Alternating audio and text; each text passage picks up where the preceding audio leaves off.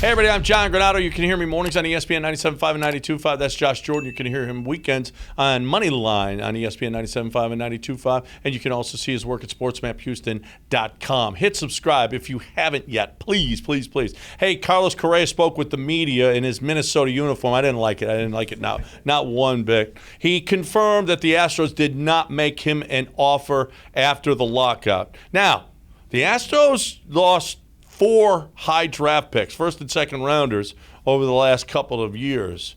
And now they've lost George Springer and they've lost Carlos Correa. I mean, you're seeing a lot of big-name talent go by the wayside. Now, how much longer is this window open for the Houston Astros with all this talent disappearing? You know, at least I think for another couple years, but it's certainly concerning. And, you know, you pointed out the draft. There's not going to be a lot of help coming from those top picks because you didn't have them. But the Astros are very active on the international market signing guys. We've seen how Yuli has been terrific. And, you know, Pedro Leon, international, you know, he was a Cuban player. So they're really good at finding other ways of getting talented players into the organization. But, you know, at some point, you know, Altuve is going to be a little older, and Bregman will be looking for another contract, and you know that's concerning. It really is.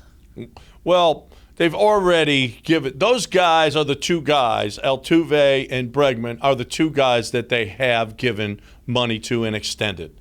So that's interesting. Springer and Correa, not so much. After their arbitration years, they were gone. It'll be interesting to see what they do with Yordan and Tucker.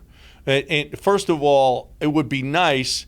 You know, they didn't have to go to arbitration. They didn't go to any arbitration this year. But Yordan and Tucker are going to be coming up to arbitration. It would be nice if they signed those 2 guys to 5 or 6 year. I know they're opposed to 6-year deals, but those are young players.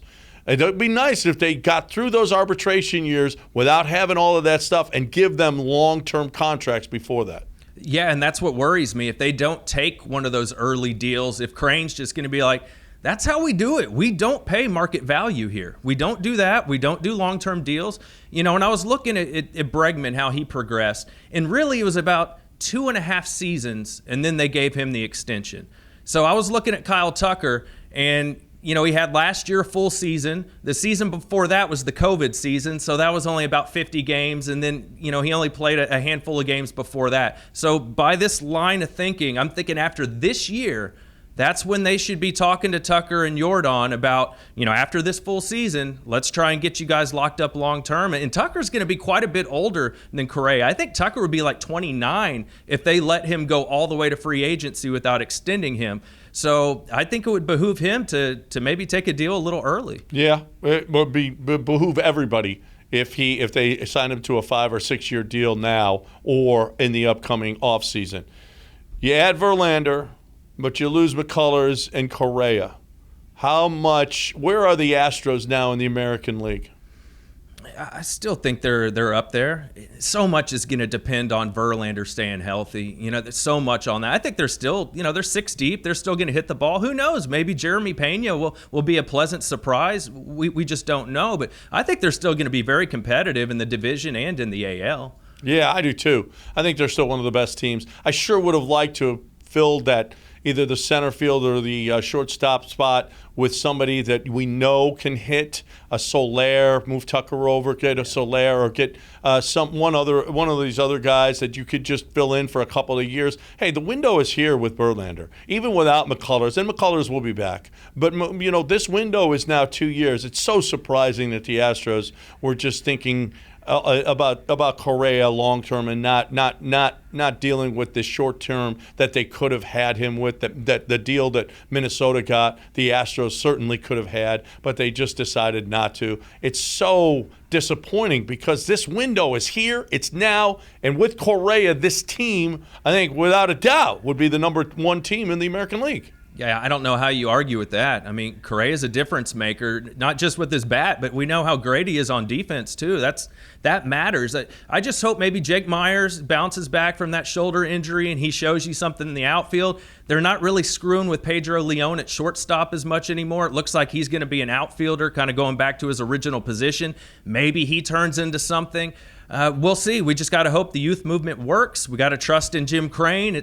I'm as upset as you are. I would have done the 1-year deal with Correa, but Jim Crane's done a pretty good job. It's hard to kind of question him right now. Yeah, well, he's done a great job. He's been a great owner. He spent the money. All this stuff about him being cheap is just wrong, flat out wrong.